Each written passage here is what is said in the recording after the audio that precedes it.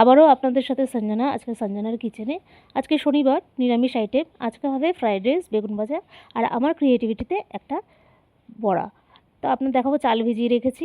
এখানে আছে গাজর, বিনস, কাজু, কিশমিশ। আর এখানে আমি পনিরটাকে গরম জল আর ভিনেগার দিয়ে ভিজিয়ে রেখেছি, যাতে নুন এই সমপরিমাণ থাকে, পনিরটা সফট থাকে। আমি এবার গ্যাস জ্বালাবো। তার আগে একটু অন্নপূর্ণা মাকে স্মরণ করে নিই আমি সবসময়ই, কারণ ওনার দয়াতেই সব কিছু। বেগুনের জন্য বেগুন এখানে আমি কেটে রেখেছি এবং প্রত্যেকটাতে নুন হালকা করে মেখে রেখেছি। চালটা ভিজিয়ে দিয়ে রেখেছিলাম, সেটা এখন দিয়ে দিয়েছি হাঁড়িতে। গরম জলে যেই ফুটে এসছে তখন একটু চালটা ফুটে উঠলে আমি ওখানে দিলাম কয়েক ফোঁটা লেবু। কারণ লেবুটা দেওয়াতে কী হয়, রাইসটা পুরো সাদা ধপধপ করে, দেখতে খুব ভালো লাগে। এবার হালকা হাতে একটু নাড়িয়ে দেবো। এখনও পর্যন্ত আমার রেডি হয়নি, ফ্রাইড রাইসের চালটা এখনও ভাতে পরিণত হয়নি, তো আমি একটুখানি এটা রেস্ট দেবো। এখানে কেটে রেখেছি বেগুন, আগেই দেখালাম।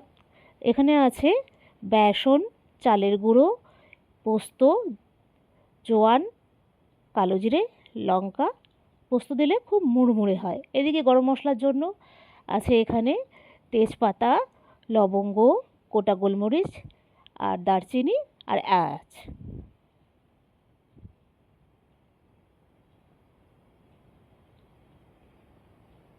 আর এখানে আমি যেটা রেড কাউয়ের যে ঘিটা ব্যবহার করেছি, চালটা যখন ঝরালাম তার মধ্যে আমি সমপরিমাণ একটুখানি একটুখানি করে ঘি ছড়িয়ে রেখে দিয়েছি, কারণ এটাকে উল্টে পাল্টে দেবো, নাহলে চালগুলো কী হবে, একটার সাথে একটা লেগে যাবে।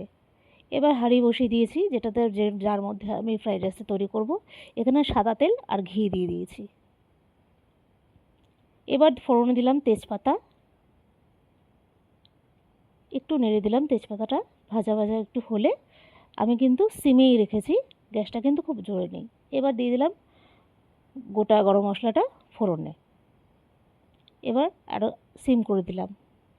এবার ভালো করে নাড়াচাড়া করব। যখন একটা সুন্দর গন্ধ আসবে তখন আমি দিয়ে দেবো গাজর, বিনস, কাজু আর কিশমিশ।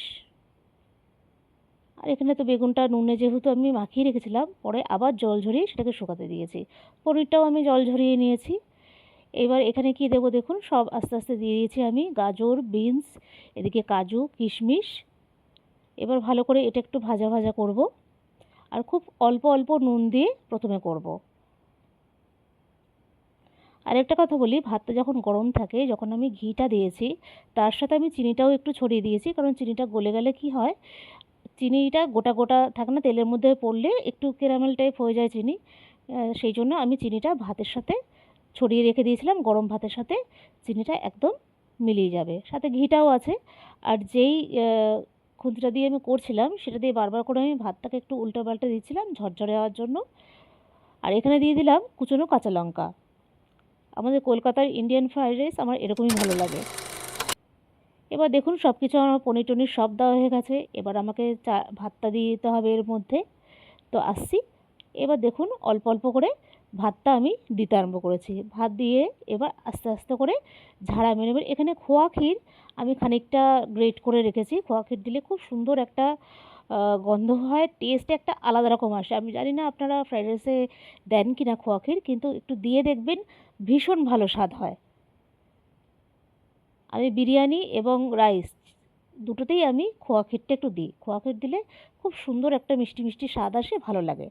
এবার দেখুন সব কিছু নাড়িয়ে চাড়িয়ে হাঁড়িটা যেরকমভাবে আমরা ফ্রাইড রাইস করি, এবার খোয়া ক্ষীরটা আমি ওপরে একটু গার্নিশ করে দেবো, কারণ এখন গরম আছে, খোয়া ক্ষীরটা নিজেই গলে ওটা মিশে যাবে।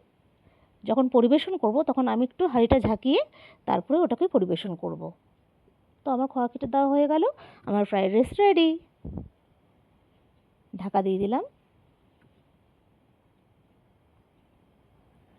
এবার এখানে দেখুন আমি কেটে রেখেছি শসা, যেটা অ্যাজ এ স্যালাড। যেহেতু আজকে শনিবার, তো আমি পেঁয়াজ খাই না। তো এখানে দেখুন ব্রোকলি আছে, মাশরুম আছে, আদা আছে, টমেটো আছে, লঙ্কা আছে আর ধনেপাতা আছে। এগুলো সব একসাথে আমি চপিং করে নিয়েছিলাম। চপিং করার পর এবার দেখুন এখানে নিয়ে এসেছি চপড করা, সবই আছে এখানে। এবার এই বাটিটার মধ্যে আমি ব্রোকলি, খোয়া ক্ষীরটা একটু দিতে হবে। এবার ওর মধ্যে দেখুন কড়াইয়ে আমার তেল গরম করা হয়ে গেছে। এবার আমি বেগুনিটা ভাজবো। আর এটাকেও আমার মাখা হয়ে গেছে বেসন দিয়ে। এবার চলুন ভেজে নেওয়া যাক। একটু ডুবো তেলেই ভাজবো, সেই জন্য আর একটু তেল আমি অ্যাড করলাম। আমি এখানে আপনাকে বলেছি আমি ফরচুনের সরষের তেল এবং ফরচুনের সাদা তেলটাই ইউজ করি। এবার দেখুন আমি বেগুনিটা ছেড়ে দিয়েছি। ছেড়ে দেওয়ার পর আমি কিন্তু খাওয়ার সোডা দিই না, কিন্তু আমি একটা করি, যে কোনো এরকম এই ধরনের ভাজাতে আমি পোস্তটা দিই। আমি আমার দিদাকেও দেখেছি পোস্ত দিলে দারুণ টেস্ট হয় খেতে। এবার তো আমাদের খাওয়ার পালা। এখানে রয়েছে ফ্রাইড রাইস, খুব সুন্দর একটা গন্ধ আসছে। এখানে বেগুনি, এখানে যেটা মিক্স চপ আর শসা। এবার আমরা খাবো। তো চলুন, সবাই ভালো থাকবেন। আজকের মতো টাটা।